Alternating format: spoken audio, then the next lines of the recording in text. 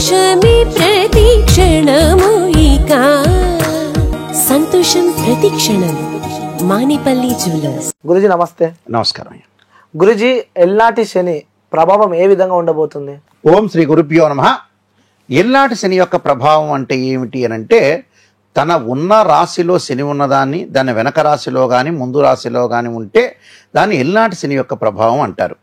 అయితే 10వ స్థానంలో శని ఉన్నదాన్ని కూడా కంటక శని లేదా పొంగు శని అంటారు. శని అంటే ఏంటంటే చాలా మంది భయభ్రాంతులు చెందుతూ ఉంటారు. ఆ శని ఏం చేస్తాడో ఏమిటో అని చాలా ఆతృతగా ఎదురు చూసే వ్యక్తులు కూడా చాలా మంది ఉంటారు.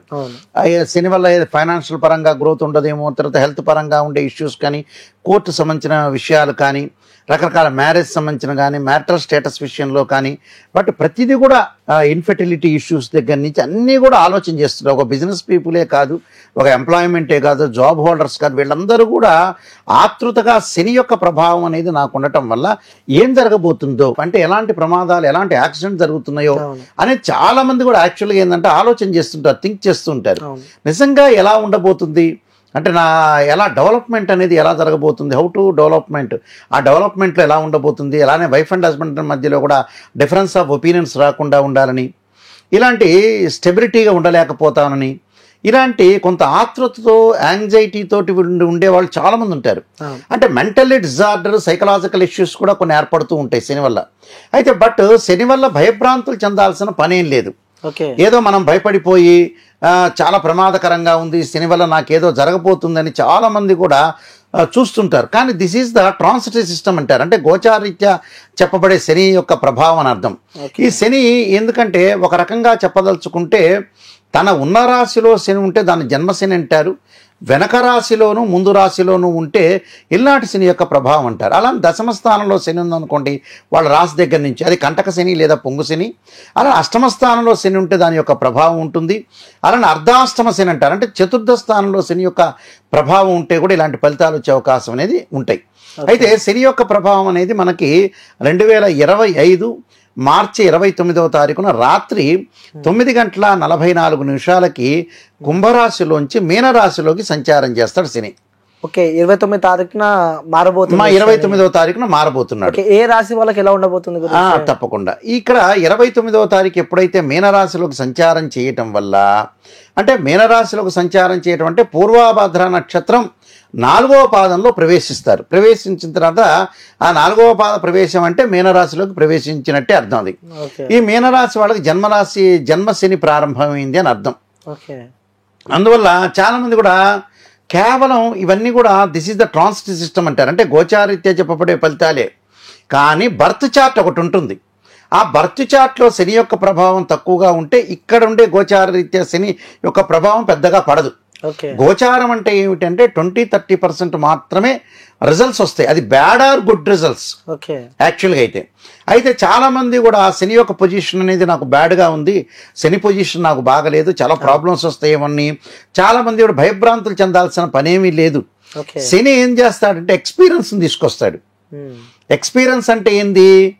శ్రీయ లోపం పెరుగుట పెద్ద విద్య, లోపం ఎరిగిన వాడే పూర్ణుడవుతాట. అంటే మనం చేసే తప్పు ఎక్కడైతే మిస్టేక్ ఉంటుందో, కరెక్షన్ ఉంటుందో, ఆ కరెక్షన్ తీస్తాడు. కరెక్షన్ తీయటం అంటే ఎగ్జాంపుల్ ఏమిటంటే, చాలా చోట్ల కూడా ఈ మధ్య కాలంలో మనం డబ్బు ఖర్చు పెడుతుంటాం. అంటే నాకు గురువుగారండి నాకు డబ్బు ఎక్కడ పోతుందో తెలియదండి అంటాడు. డబ్బు ఆయనే ఖర్చు పెట్టింటాడు, ఎవరేం ఖర్చు పెట్టడు. కానీ బట్ నాకు పోయిందేమో అని అనుకుంటాడు. కానీ వాస్తవంగా ఏంటంటే ఆయనే ఖర్చు పెడతాడు తెలియకుండా. ఆయనే తెలుసు ఆయనకి, ఆ తెలిసిన దానికి క్యాలిక్యులేషన్ ఉండదు అంతే. మనకి ఎక్స్పెండిచర్స్ ఎంత అవుతున్నాయి, మనం ఎంత ప్రాఫిట్ వస్తుంది, ఎంత లాస్ వస్తుంది, మనం ఎందుకు ఖర్చు చేస్తున్నాం. ఈ ఖర్చు చేయటంలో భగవంతుడి యొక్క సృష్టి క్రమంలో ఏంటంటే బ్రెయిన్ మెచ్యూరిటీ వాల్యూస్ పెరగవు వీళ్ళకి. బ్రెయిన్ మెచ్యూరిటీ వాల్యూస్ ఏంటంటే కొంతమందికి పెరగవు.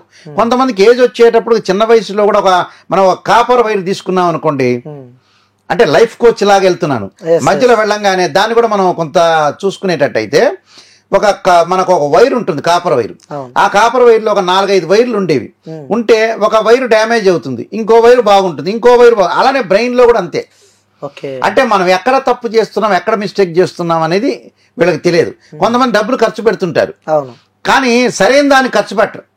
ఎగ్జాంపుల్ మనం డాక్టర్ దగ్గరికి వెళ్ళాం, డాక్టర్ దగ్గరికి వెళ్ళగానే ఆయన ఏం చెబుతుంటే ఒక 1500 స్కానింగ్ అవుతుంది, 2000 స్కానింగ్ అవుతుంది, ఈ 1000 రూపాయలు మీరు ట్యాబ్లెట్లు వాడండి, కొంత యూరాలజీకి సంబంధించిన ఏదో ప్రాబ్లమ్స్ అని చెప్తాడు. చెప్పంగానే మనం తీసుకుని అబ్బా డాక్టర్లు ఇలానే చెప్తాడని అనుకుంటాం. వెళ్ళంగానే యాపిల్ ఫోన్ పక్క షాప్లోకి వెళ్ళి 30,000 పెట్టి కొంటాం మనం.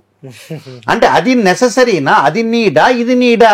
మెడికల్ షాప్ నీడు. తర్వాత ఒక అమ్మాయి సంబంధం చూడాలనుకుంటాం మనం.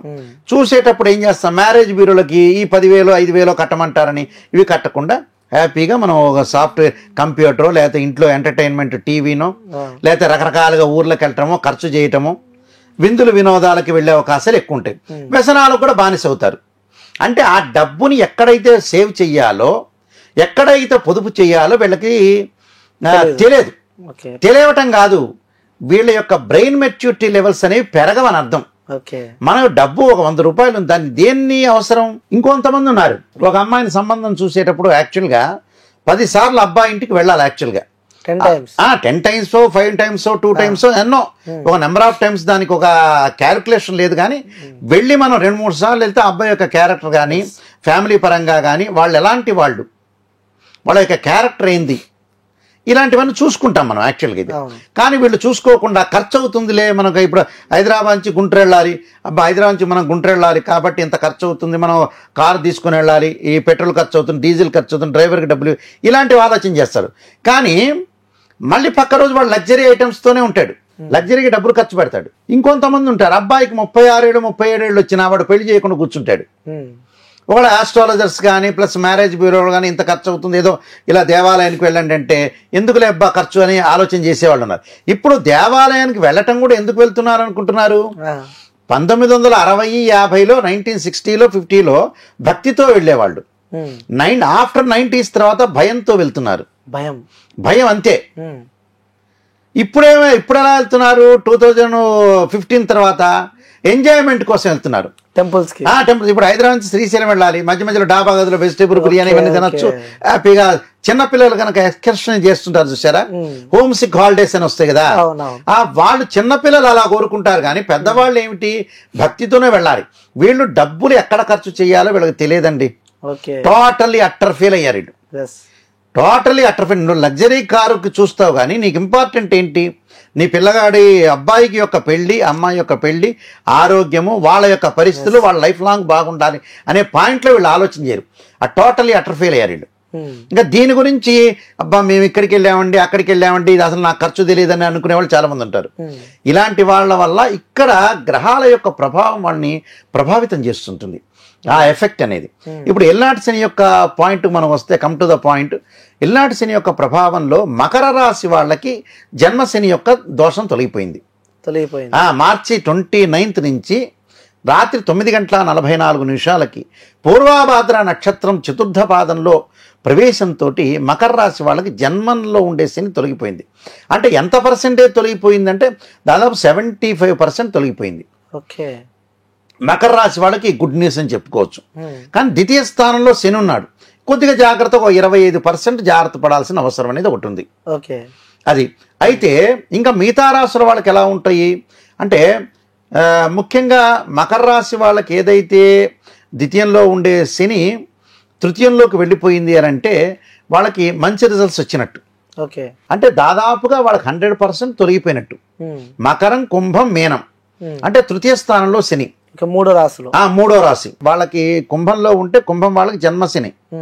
మకరం వాళ్ళకి వచ్చేటప్పటికల్లా యాక్చువల్గా ఏంటంటే వాళ్ళకి రెండవ స్థానంలో శని. రెండవ స్థానంలో శని, ఈ ఎల్నాటి శని, జన్మశని యొక్క ప్రభావాలన్నీ తగ్గిపోయినాయి మకర రాశి వాళ్ళకి. టోటల్గా వాళ్ళకి 100% బాగున్నట్టు. 75% కూడా కాదు, 100% క్లియర్. ఇప్పుడు మార్చి 29 వరకే 75%. మార్చి 29 వరకే 75%. ఆ తర్వాత 100% బాగున్నట్టు. అంటే తృతీయ స్థానంలో శని మంచి చేస్తాడని అర్థం. శని తన గోచారీత్యా 3, 6, 11 స్థానాల్లో మంచి ఫలితాన్ని ఇస్తాడని అర్థం.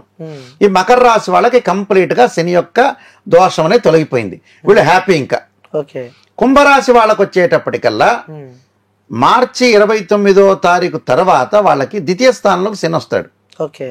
ద్వితీయ స్థానంలో అంటే మకర రాశి వాళ్ళకి కంప్లీట్ 100% క్లియర్ అయిపోయింది. కాబట్టి కుంభరాశి విషయానికి మనం వస్తే వాళ్ళకి 2 భాగాలు శని అయిపోయినట్టు మార్చి 29 తర్వాత. రెండు భాగాలు. 2 భాగాలు అయిపోయింది. అంటే 2 భాగాలు అయిపోతే ఒక భాగం మాత్రమే ఉంది ఇక్కడ.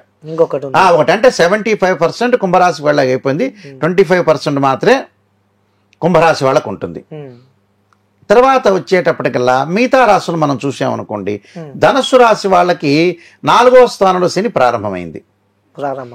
మార్చి 29వ తారీఖు నుంచి 4వ స్థానంలో శని అంటే ఏంటంటే అర్ధాష్టమ శని అని అర్థం.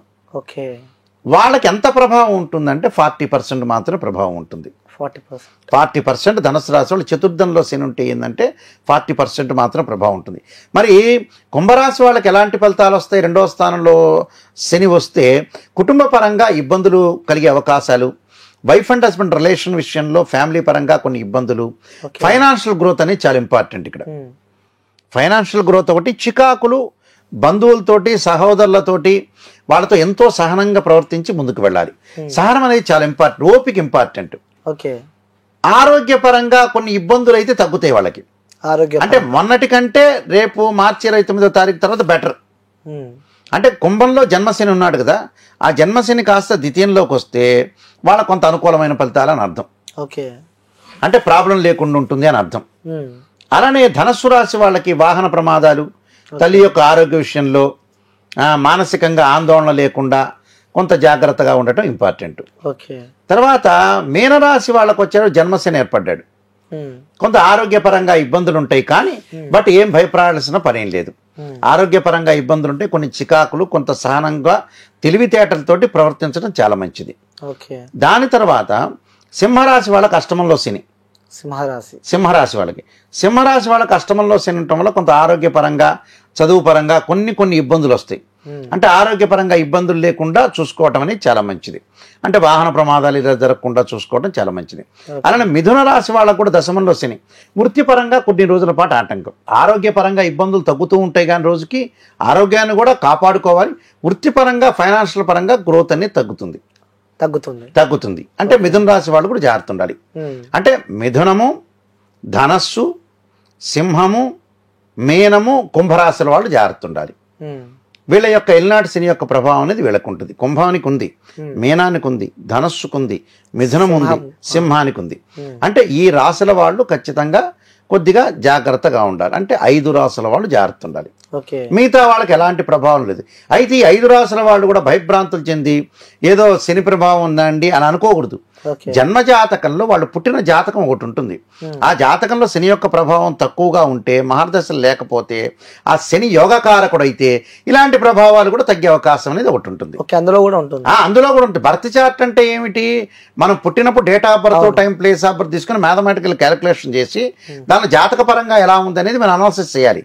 ఆ జాతకంలో శని యోగకారకుడై శని బాగుంటే ఈ ట్రాన్సిట్ సిస్టంలో ఉండే శని యొక్క దోషం అనేది తగ్గిపోతుంది అని అర్థం. ఏమీ భయభ్రాంతం చెందలేదు. అయితే దీనికి పరిష్కార మార్గాలు కూడా కొన్ని ఉంటాయి. ఆ పరిష్కార మార్గాలు చేసుకొని శని జపము, అలానే శని హోమము, అలానే శనికి తైలాభిషేకము, శనికి నల్లని ద్రాక్షారసంతో అభిషేకం చేయటం, అలానే నల్ల నువ్వులు దానం చేయటం, నల్ల మేకు, నల్లని వస్త్రము, నల్లని గొడుగు, నల్లని చెప్పులు దానం చేయటం, శని జపం అనేది ఒకటి ఉంటుంది. అంటే 19,000 సార్లు బ్రాహ్మణులతో చేపించేది. అలానే శివుడి యొక్క ఆరాధన చేయటం, శివాలయాల్లో సందర్శన చేయటం, శని దేవాలయాల్లో ప్రదర్శన చేయటం, శనివారం రోజున కొంత జాగ్రత్తగా ఉండటం, చీకటి వేళలో. పగులులో శని ఏదైతే చాలా మంది కూడా శని యొక్క ప్రభావం ఉన్నా పగులు ధైర్యవంతులే, రాత్రిపూట వీక్ అవుతాడు. అంటే సాయంత్రం పూట 6 గంటల నుంచి మళ్ళీ ఉదయం పూట 6 గంటల వరకు వీక్గా ఉంటాడు. ఎందుకోసం అలా? అది శని నలుపు సంబంధించిన ప్రభావం అనేది ఎక్కువ ఉంటుంది. అంటే నలుపు అనేది శనికి ప్రీతికరమైంది కాబట్టి అలాంటి సమయంలోనే కొంత శని యొక్క ప్రభావం అనేది కొంత రాత్రిపూట ప్రభావంలో ఎక్కువగా ఉంటుంది. అంటే విపరీతంగా ఉంటుంది. కాబట్టి భయపడాల్సిన పని లేదు, భయం ఆందోళన చెందాల్సిన పని లేదు. కానీ శని గురించి కొంత జాగ్రత్తగా ఉండటం ఇంపార్టెంట్. దాన్ని రెమెడీస్ చేసుకొని ముందుకెళ్తే మనకు మంచి జరిగే అవకాశం ఖచ్చితంగా ఉంది. సో నమస్కారం గురుగారు. సో చాలా అద్భుతంగా చెప్పారు. Thank you so much. నమస్కారం అండి.